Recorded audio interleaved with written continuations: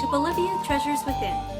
This is a 5-part series where we journey to discover the individuals and places that are often overlooked in this beautiful South American country.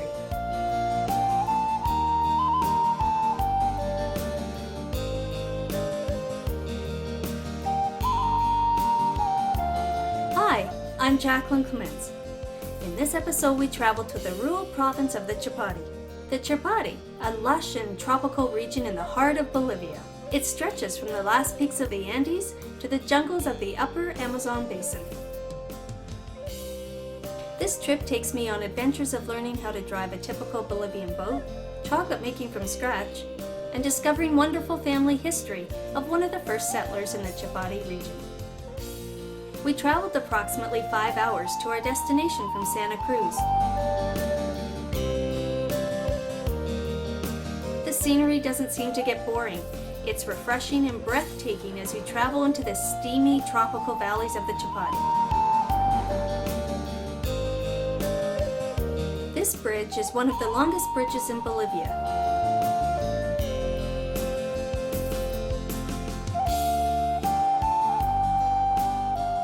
Today I have the opportunity to meet the Lobo family, one of the first families to pioneer this region called the Chapare. Hola, mucho gusto. ¿Cómo está? Bienvenido. ¿Cómo está? Mucho gusto. ¿Cómo le va? Mucho gusto. Es un placer para mí esta mañana. Bienvenido a Lobo Rancho. Estamos muy alegres de que estén ustedes. Nos alegra que hayan venido y que pasen. Lobo Rancho es de ustedes también. Bienvenidos. Gracias. Muy bien. La pasen bomba. I wasn't sure what I was going to encounter, but I was thrilled to try something new and out of the box. At first glance, it seemed so rustic and not what I was expecting, but the feeling of being at home quickly surpassed any of my thoughts for the comfort. It seemed like there was fresh fruit everywhere. I had not experienced such an abundance of fruit from the trees like this. Many times I've walked past this beautiful Bolivian flower, but I don't recall ever seeing it grown in the wild. It reminded me of the Bolivian flag, red, yellow, and green. The ants were a little unnerving. In my mind, all insects bite, and what looked to be fire ants definitely enjoyed taking a taste of this Canadian. Raul, tell me, how did you start growing flowers in this area? Well, it's important that when someone goes to plant any type of plant, to ask first. When we wanted to plant flowers, we were advised and told not to just look for the exotic, but to look for those plants that are native to the region and have produced for many years. So we were told that this variety of flower was the best for adapting to the shade and to this soil. We were given this advice, and it hasn't failed us yet. You can see that the plants are doing very well. There are beautiful flowers, and on top of that, they have accepted and tolerated the shade. Because there are plants that cannot grow in the shade, so that is why we picked this type of flower, because of its ability to adapt, and because, in addition to that, it can be sold. The flowers can be sold, so this provides an additional source of revenue for the economy. A ver, yo te corto. Yo corto para ti.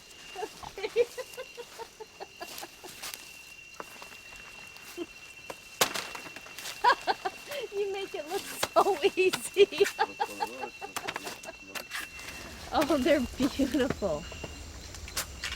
Well, they don't have a smell, but they are exquisite. The Lobo family wanted me to experience every part of their property. Our first stop was to learn more about the palm heart harvest. Right beside me is one of the workers here, and he's going to cut down this palm heart tree, but in reality, it's just a baby palm tree, and it takes about a year for it to grow, and this is the perfect size. Anything smaller and they're not very good, and anything bigger, they're not good to eat either. Oh, just like that.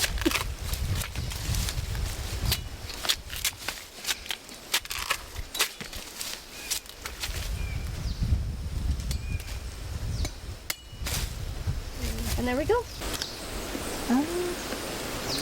It's like eating a watermelon, but it's not quite as sweet. It's very good. It can even be used to make a salad. It should be peeled to this level in order to chop it up for a salad. When it's being cut, it has a knot just like the palm. If you pass this point in the palm, it's no longer any good. It is ruined. It will last 1 or 2 days. It will last and then it will go bad. And this is the same. The next day will not be good. Right now it is very good. It's very good. It's very sweet.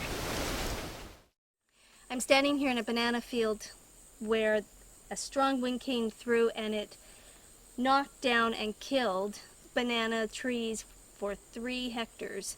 They have since replanted and there are some banana trees now growing, and while they wait for those, they have planted corn as well. Growing bananas has become a big business for the Bolivian people. They grow and sell bananas for the local markets and for export to countries such as Argentina and Uruguay. I found it interesting that a banana tree only gives 1 stalk of bananas, and then it dies.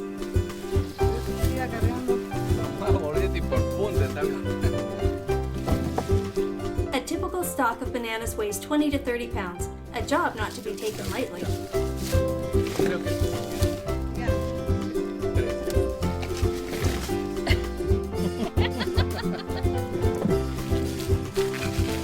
Although some modern machinery is used to clear brush, the machete is still the tool of choice for most.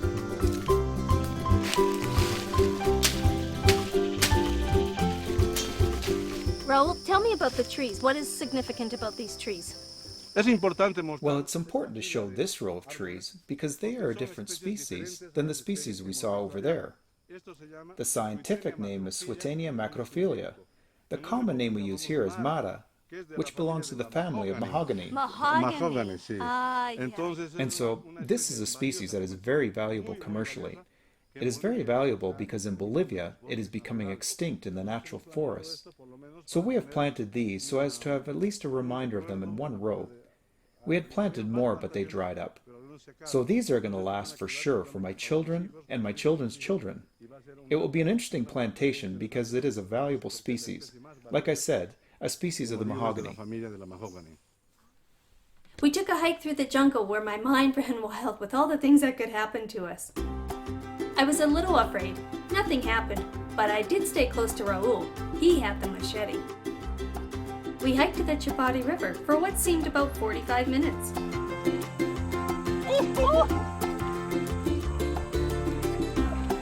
Once we arrived, the gentleman had a nice swim. I was about to head in when I heard them say that piranhas and river snakes can be found there. I quickly rethought my desire to cool off. On our walk back through the jungle from the river, it was quite humid. We were thankful to have fresh picked fruit to eat as a refreshing snack. Before we went back to the house, we stopped at their well. The water was so pure. We all took turns pumping the water to drink and take back with us to the house.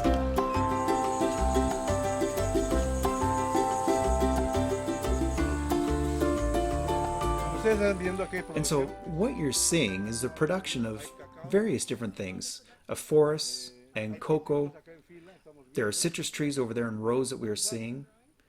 And so my dream is for this farm to be a resource center for coca growers, where they can see how they can produce various options, so that they can find out how to cultivate these various things, and so that they can see firsthand, not in a video or in photos, but firsthand, forests, cocoa, citrus, and that they can provide a good source of income.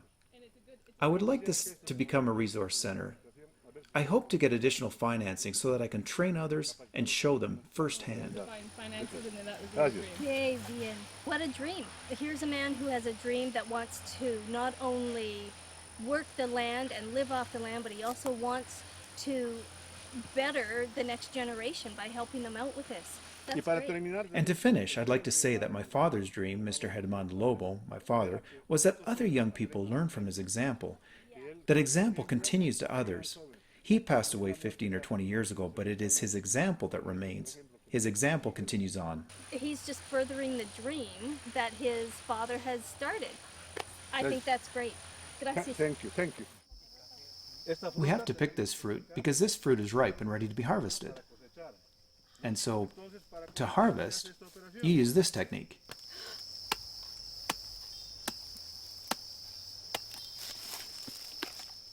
And that's the fruit.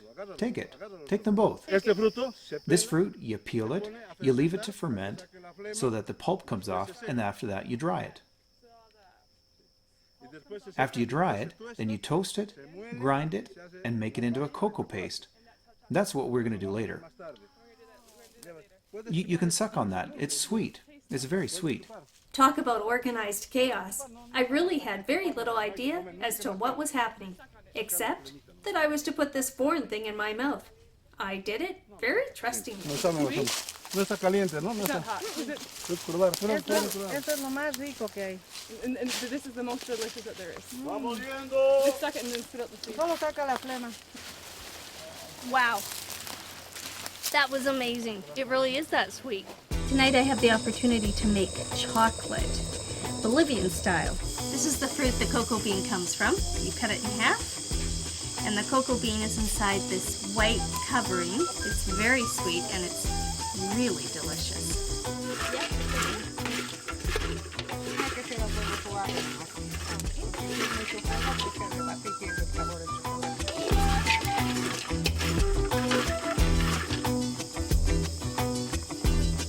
Once the bean is toasted, then you need to take it out of the shell, which is really easy. You just rub it between your fingers and the shell comes off, and then you are left with the cocoa bean. The next day she showed me the process of grinding the cocoa beans into chocolate powder.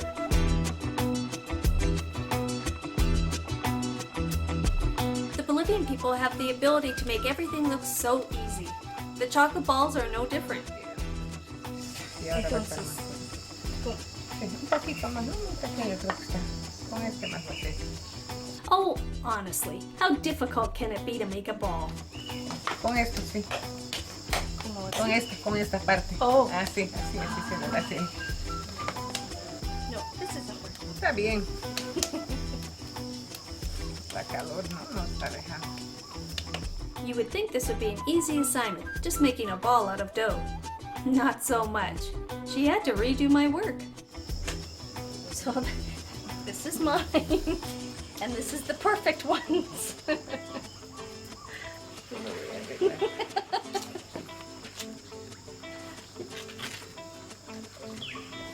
Que no se pegue, ¿no? Ah, yeah. Cuando está más templado es más fácil. De por sí. So it goes from grinding it to the soft chocolate into a ball, onto a banana leaf to dry. Once it's dried, it looks like this.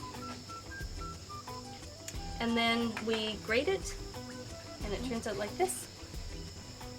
And that's the process of chocolate. So to make hot chocolate, then of course we just cook it over the fire, and the hot chocolate will be ready to drink. Gracias. Sí, endulzar y tomar.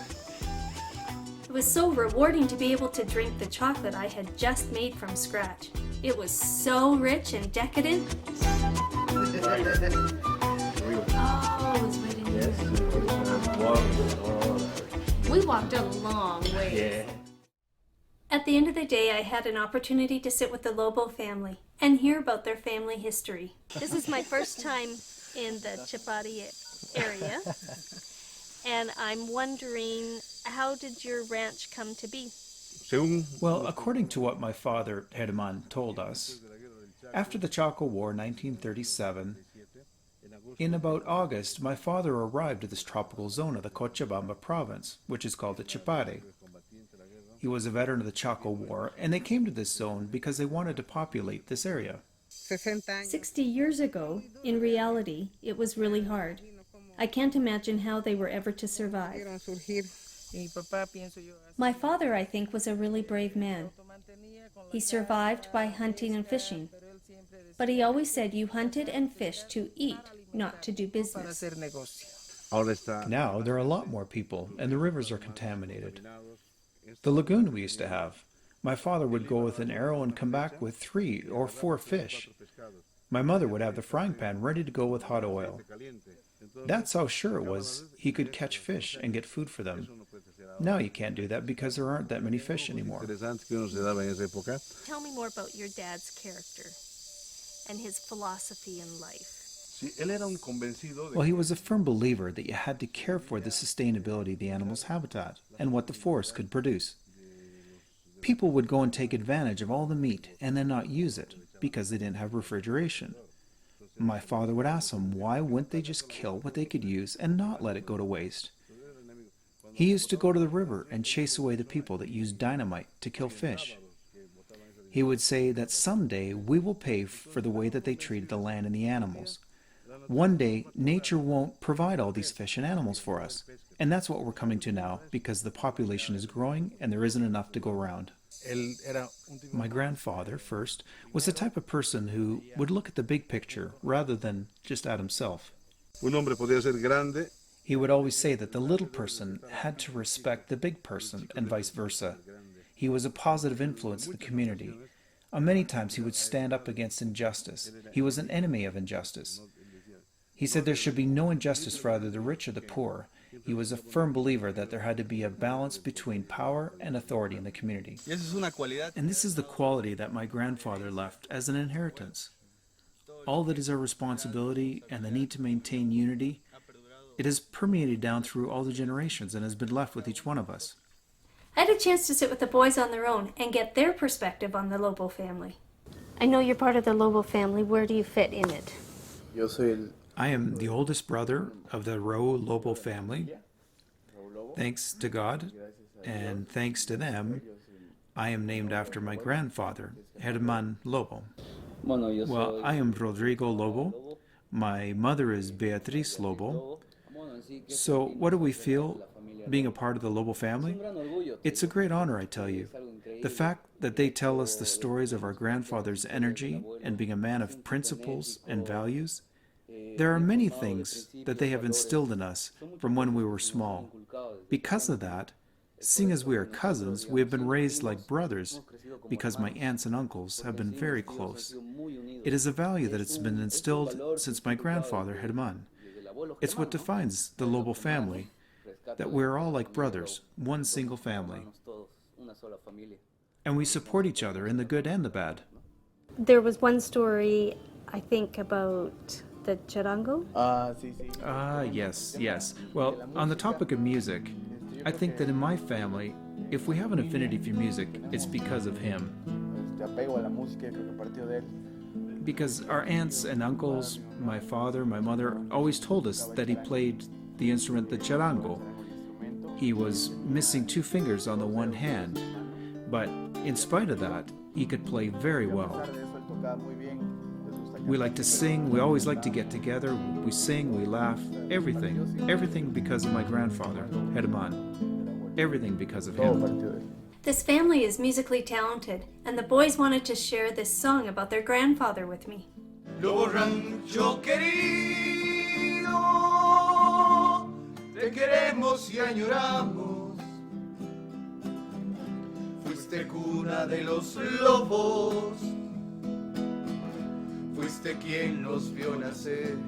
On our way back to Santa Cruz, we stopped at a roadside cafe. It was here that we sampled fresh tropical fruit drinks. Bueno, a la salud de los que han llegado, y eso es para él. These drinks were delicious, nothing like I could get at home.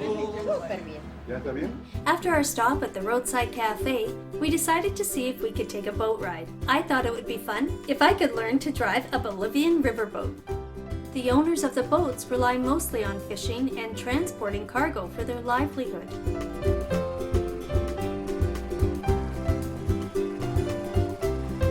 There's a lot of wildlife to be seen along the river. These cormorants took flight as we pulled alongside. Everyday life along the river seemed difficult. The boat owners use their boats for many things.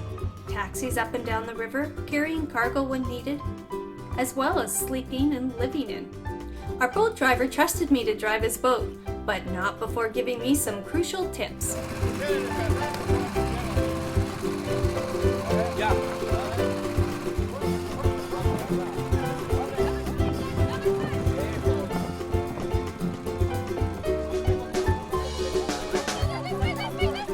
definitely harder than he made it seem. His watchful eye didn't put me at ease. I'm sure his livelihood was flashing before his eyes. I think sticking to driving a car is probably best. We decided to pull a practical joke on Tito. He decided to pull a practical joke on us and stay underwater longer than expected. We were starting to panic when he reached his hands up out of the water. The joke was on us. He really got us good. We had a wonderful time on the river, but it was time to head back to shore and start our long trip back to Santa Cruz. As I look back over my trip, I marvel at so many things. The lush vegetation, the adventure through the jungle to find this amazing river, learning to drive a Bolivian riverboat. But what stands out to me the most is the Lobo family. They were so welcoming and only increased my love for the Bolivian culture and people. My recommendation, if you are ever in Bolivia, it's well worth the trip to the Chapati to experience this wonderful place for yourself.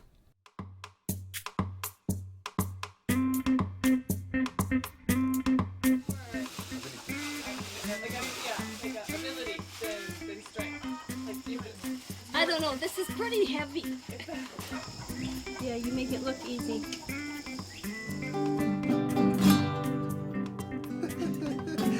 Sorry.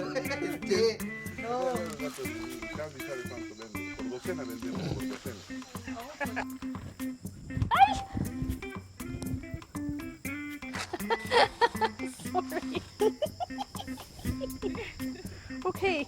It was here that we stopped and had a drink or two. That doesn't sound very good. Yeah, tip back a couple drinks.